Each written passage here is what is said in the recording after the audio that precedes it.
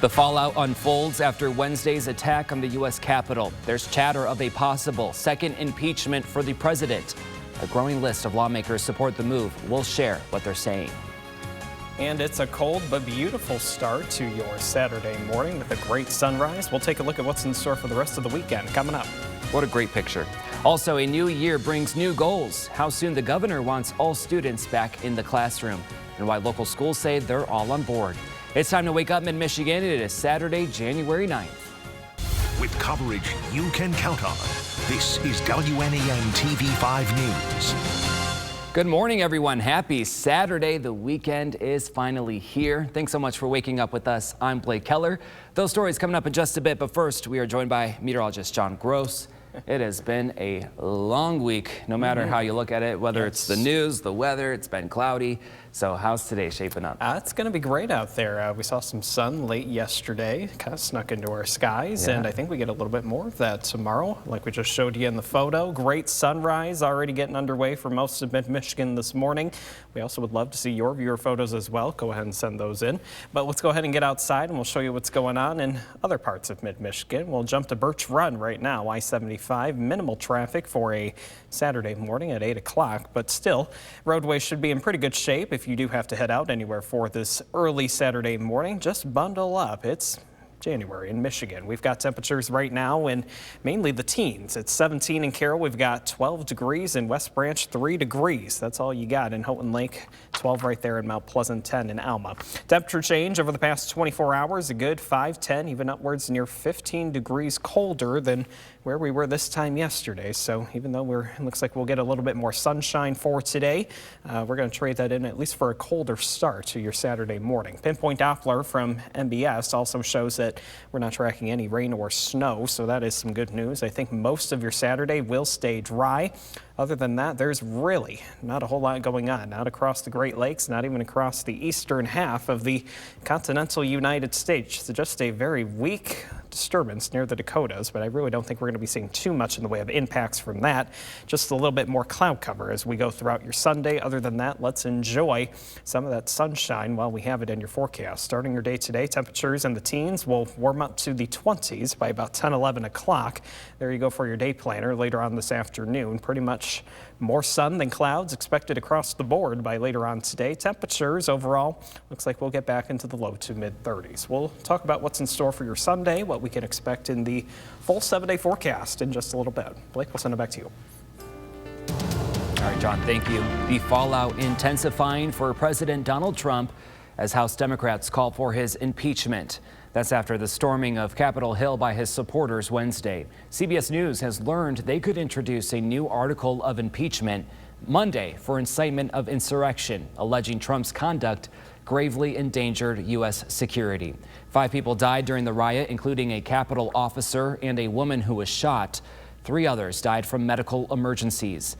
In a letter to colleagues, House Speaker Nancy Pelosi says she spoke to the chairman of the Joint Chiefs of Staff to discuss the president's access to nuclear codes. The person who's running the executive branch is a deranged, unhinged, dangerous president of the United States. Republican Senator Lisa Murkowski of Alaska is calling on Trump to resign. She is the first GOP senator to do so, and Twitter has permanently suspended President Trump's personal account. The platform says his account is furthering incitement of violence. Now, before the suspension, Trump did tweet he will not be attending President-elect Joe Biden's inauguration on January 20th. And right now, it's unclear what the future holds for U.S. Capitol security, the fate of the rioters, and the time remaining for Trump's presidency. TV5's Trevor Sahaki talking to Senator Gary Peters about where we go from here. How did a mob get inside the U.S. Capitol? That's the question Michigan Senator Gary Peters is trying to answer. We have to get an understanding of what happened, what failures in leadership occurred, so that we can prevent this from ever happening again. Peters, with other senators, announced hearings on and oversight of security failures on Wednesday, and he blames President Donald Trump. Because you'll never take back our country with weakness. You have to show strength, and you have to be strong. For the violence that erupted. I have always said from day one, as he was starting to put this information out, that this is dangerous. This is dangerous rhetoric that could have very dangerous consequences. And clearly, no one should question that now after we have witnessed this violent attack on the Capitol. Peters tells me he and many colleagues now support invoking the 25th Amendment to remove Trump from office. The cabinet, led by the vice president, should invoke the 25th Amendment. I absolutely believe it should be on the table. 2 cabinet members have already resigned. What they should be doing is doing their constitutional duty. It is also, I think, imperative that we hold this president accountable and send a very clear signal to future presidents that this type of behavior will never be accepted. Peters hasn't spoken to other senators about impeachment yet, but when they were all hiding from Wednesday's mob, he said many of his Republican colleagues expressed anger toward the president. Donald Trump has acted shamefully. He has been in flagrant dereliction of his duty. I don't know if the president knows what he's going to do tomorrow or the day after, let alone what he's going to do in the next few hours. That should be a concern to each and every one of us. Trevor Sahaki, WNEMTV5. And developing this morning, a federal judge has blocked a new asylum rule that was scheduled to take effect Monday. It's one of the many rules the Trump administration has implemented to make it almost impossible for people to be granted asylum. The rule gives extra scrutiny to an asylum seeker's claim if they passed through another country first, but didn't seek refuge or lived in the U.S. illegally for more than a year. Not filing taxes or having a criminal conviction could also count against the claims. The judge criticized that rule for only having a 30-day public comment period. An update on the coronavirus in Michigan. The state reported 3,625 new coronavirus cases and 38 new deaths, bringing Michigan's total to more than 516,000 cases with 13,132 deaths. AutoZone in Davison fined $4,000 for COVID-19 workplace violations. It's among 3 mid-Michigan businesses cited by the Michigan Occupational Safety and Health Administration. Kokomo's Family Fun Center in Saginaw County's Tittabawassee Township fined $2,000, and Danner's Diner in Lapeer fined $1,900. Myosha says the businesses were not requiring employees to wear face masks or to social distance, among other violations. Earlier in the week, Governor Gretchen Whitmer announced the state is moving to its next vaccine phase Monday, allowing residents 65 or older, first responders, and other essential workers to receive their first dose. But some mid-Michigan communities just aren't ready to start that next round. Saginaw County Health Department says the agency isn't ready to offer the vaccine to all residents 65 and over just yet. On Monday, they will start taking reservations for vaccine doses by having people register on their website. To your local health departments to announce where they're at with those phase strategies, because at the end of the day, you know, that really is that local community's ability and capacity to do what we need to do moving forward. In Bay County, health officials there will start contacting those 65 and older next week, with thousands of people already registered to receive the vaccine.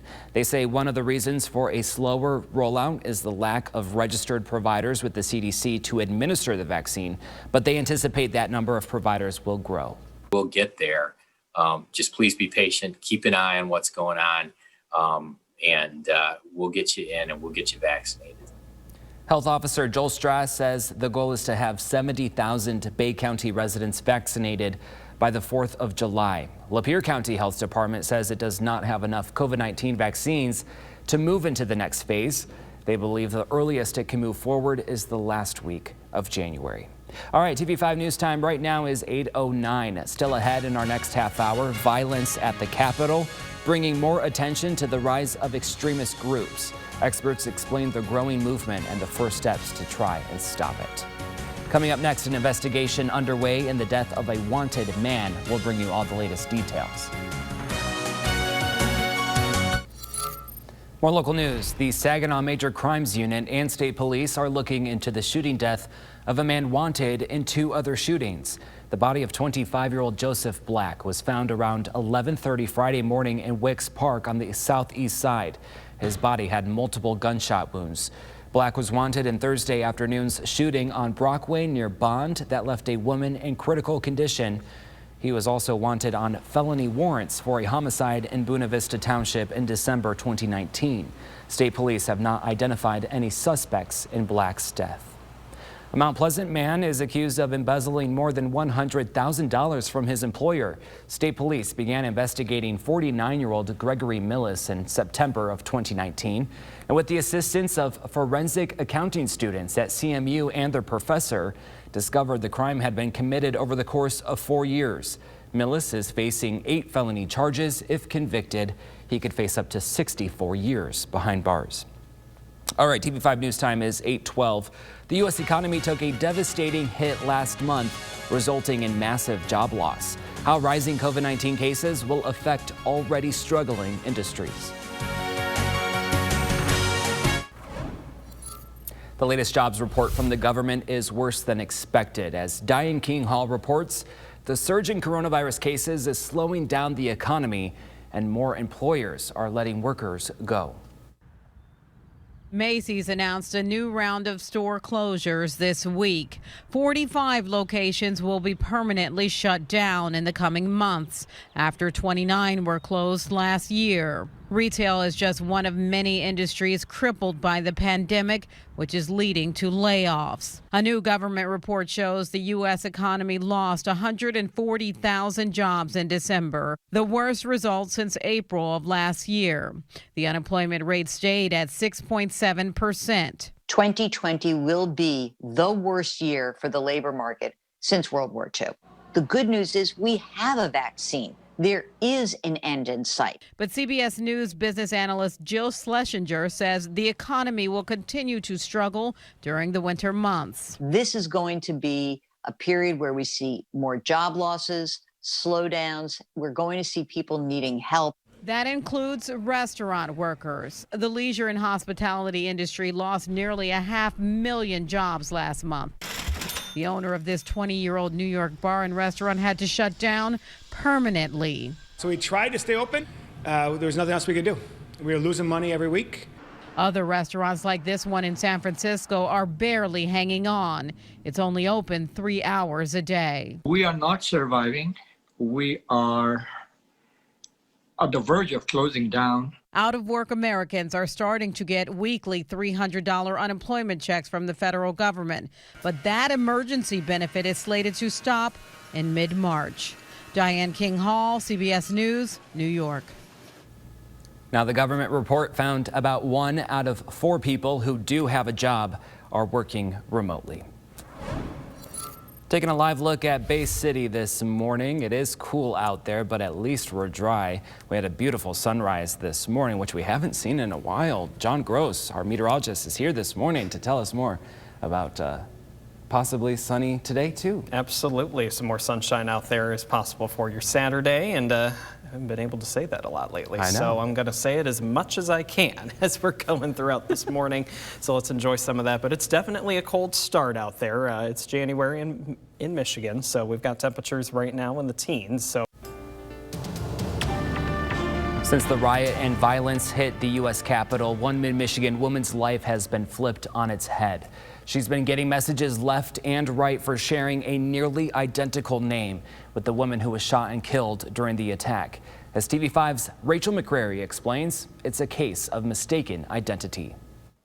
And I was trying to figure out what was going on, why people were commenting, RIP, you shouldn't storm the Capitol, and the list just goes on. And I go, what the heck is this? It's a case of mistaken identity on Facebook. Ashley Babbitt is from Michigan, not to be confused with Ashley Babbitt from California. The problem is a lot of people are. The woman was shot and killed at the Capitol as a group tried to breach the Capitol doors, according to police. Babbitt says since her death, people have been harassing her nonstop on social media, believing they are the same person. People think I look like her.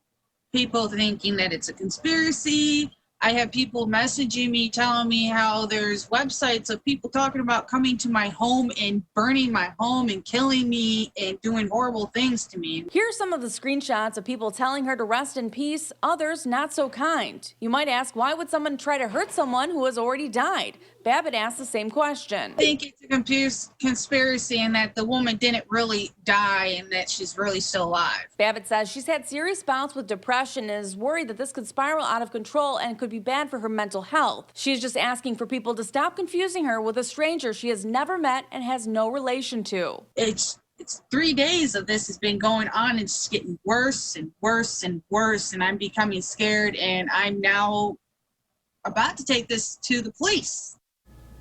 Again, that was Rachel McCrary reporting. TV5 News Time, though, right now is 8:26. The violence at the nation's capital also sparking concern here in Michigan.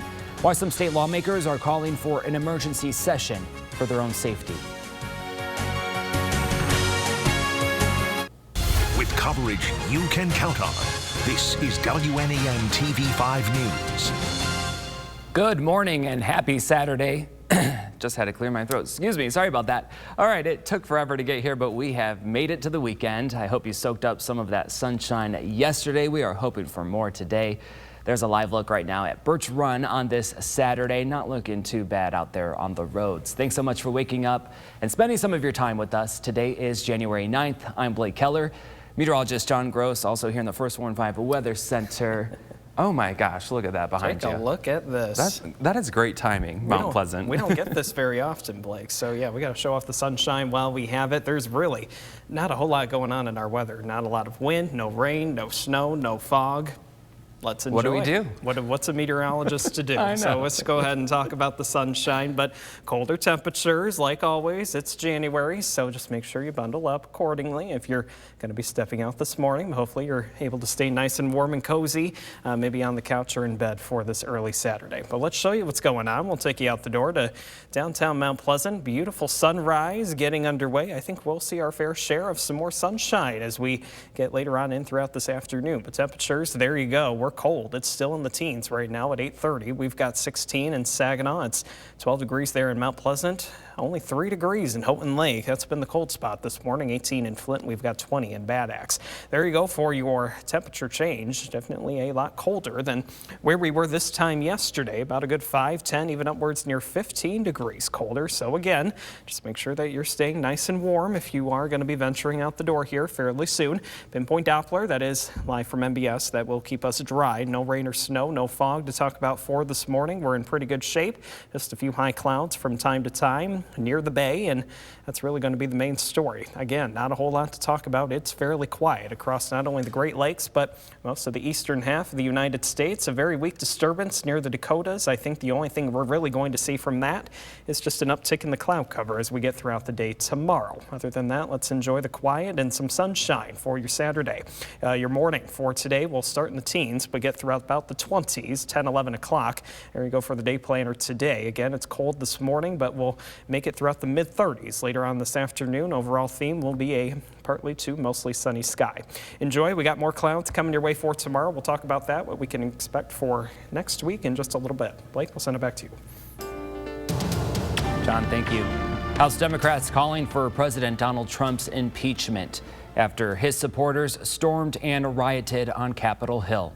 They could introduce a new article of impeachment Monday for incitement of insurrection, alleging his conduct Wednesday gravely endangered U.S. security. 5 people died during the riot, including a Capitol officer. A woman also died after being shot, and 3 others died from medical emergencies. The Anti-Defamation League says many of the people who committed violence in the Capitol attack were from extremist groups. An expert tells our Kendall Keys these groups are growing. Our nation's capital under siege. Make sure that we don't characterize it as a protest. This was violence.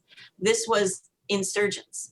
Carolyn Normandin, the regional director of Michigan for the Anti-Defamation League, says the actors in the violence on Wednesday are no stranger to Michigan. These are people that we've seen at rallies and other things in Michigan. ADL's research identified members of the Proud Boys, Oath Keepers, America First, and other groups, all characterized as extremists that were brought together with a common cause. They were elevated by numerous people, including the president. Sam Jackson, an expert on anti-government extremism in the U.S., says these acts of violence come as no surprise to him. We've been worried about what happens when Trump leaves office, basically since he took office. I asked Jackson if he thinks it's possible to stop these groups.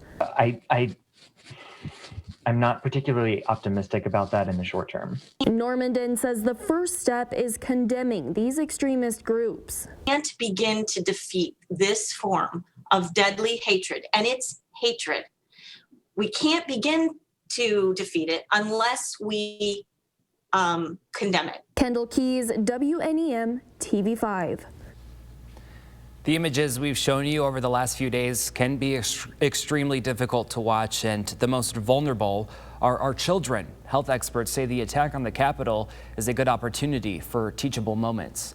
The director of the Stress, Trauma, and Resilience program at the Ohio State Wexner Medical Center says, do your best to limit children's exposure to prevent them from getting overwhelmed and talk through their emotions.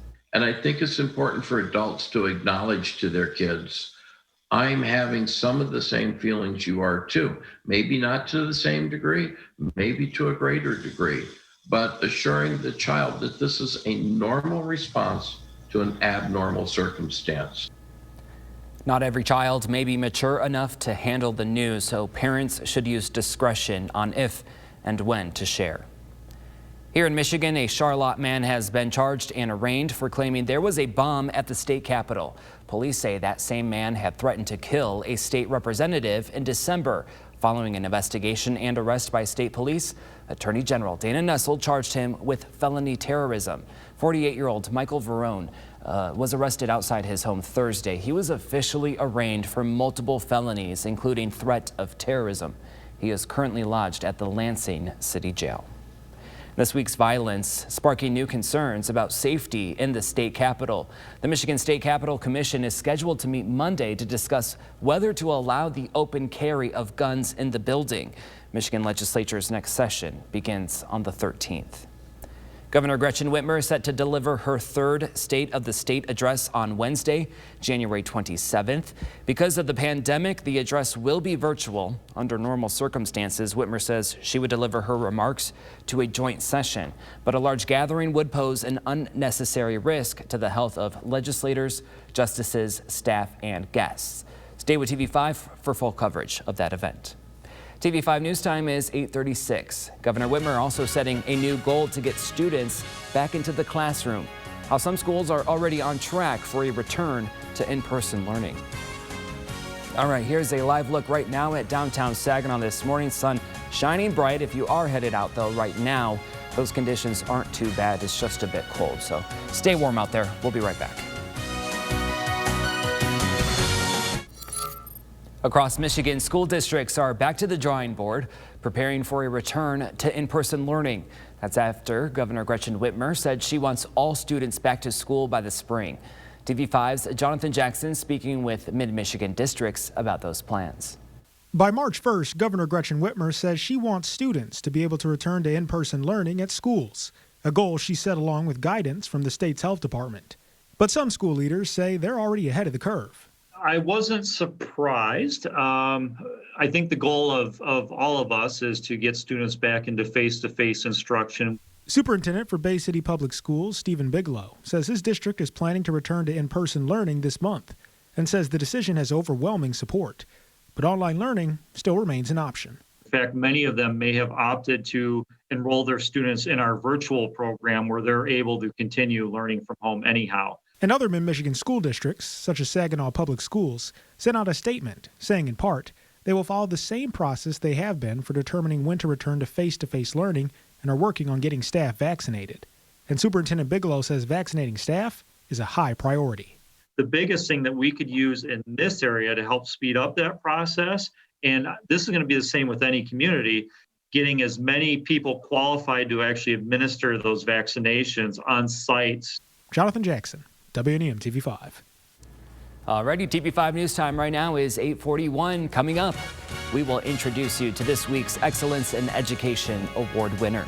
And remember to download the TV5 mobile app for the latest news and weather. You can find it in the App Store or on Google Play. Here is a live look at downtown Flint this morning. Like we mentioned, we haven't seen the sun in a few days. Just to see this image right here is already bringing a smile to my face. John with your weather forecast coming up shortly.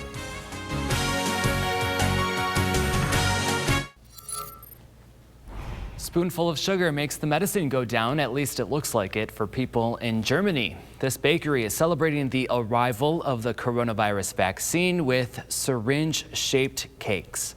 This is not the first time they had a coronavirus spin-off for sale. Last year, they sold cakes shaped like toilet paper rolls. That's, of course, when household essentials were vanishing from supermarket shelves. Now, the owner there was worried the joke was a step too far, but he says customers have found it amusing. And that definitely takes a lot of dedication, too, to sit there and carefully craft and decorate each syringe cake. It definitely takes some talent. I'll give them that, and they're looking pretty good too. Oh yeah, and the message on it, what is it? 2021. Yeah, visually, COVID bye-bye. probably, and the taste. Yeah, gotta love that. 2 for 1. Absolutely. Actually, I had somebody comment said that it's a baking day for them. Oh really? He said he was going to make some homemade bread, and now I think is he going to share? He said he needs to make some cake. So sounds good. Send it over. All right. We'll hope we can get some of that. All right, let's go ahead and get some of this sunshine in your forecast for today. Let's enjoy 36 by this afternoon. More clouds into your Sunday, and it looks like the cloudy skies will be with us for most of next week. So let's enjoy the sun while we have it. 30s into Monday and Tuesday, but Thursday and Friday, that'll be our next best shot. It looks like at some wintry precipitation. Blake, back to you. All righty, John. Thank you for that, and thank you for joining us. We hope to see you again tomorrow. Have a great day, everybody.